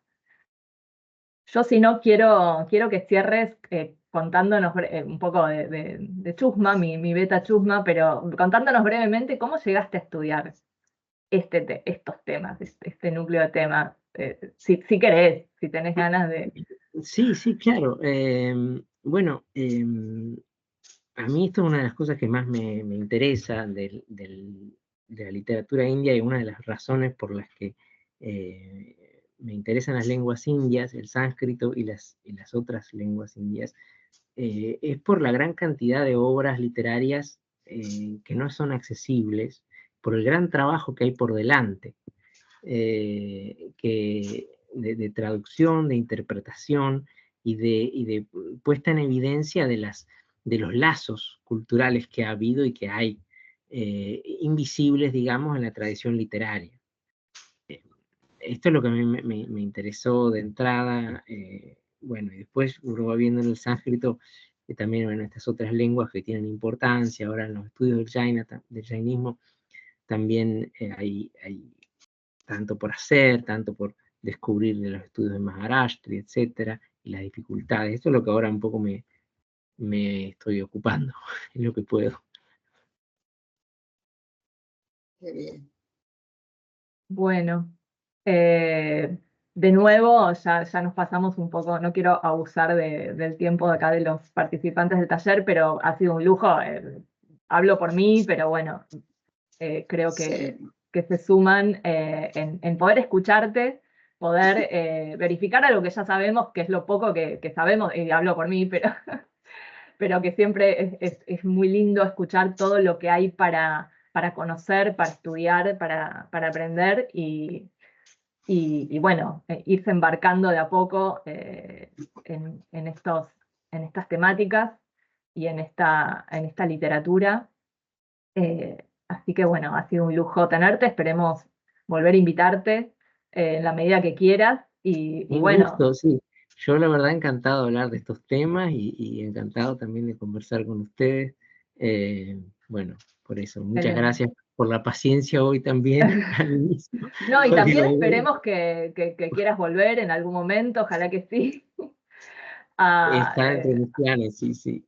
Ya lo hemos hablado a Argentina, porque la verdad es que estás obteniendo una formación espectacular que estaría bueno poder aprovechar acá in situ, aunque te podemos aprovechar así virtualmente mientras estés allá, pero bueno, eh, ojalá se dé la vuelta, el retorno, Esperemos, sí. y bueno, podamos seguir generando espacios para compartir esto que nos convoca, ¿no? Que en términos muy generales es India y todo este mundo relacionado con India, que es inmenso, inabarcable, como decíamos antes.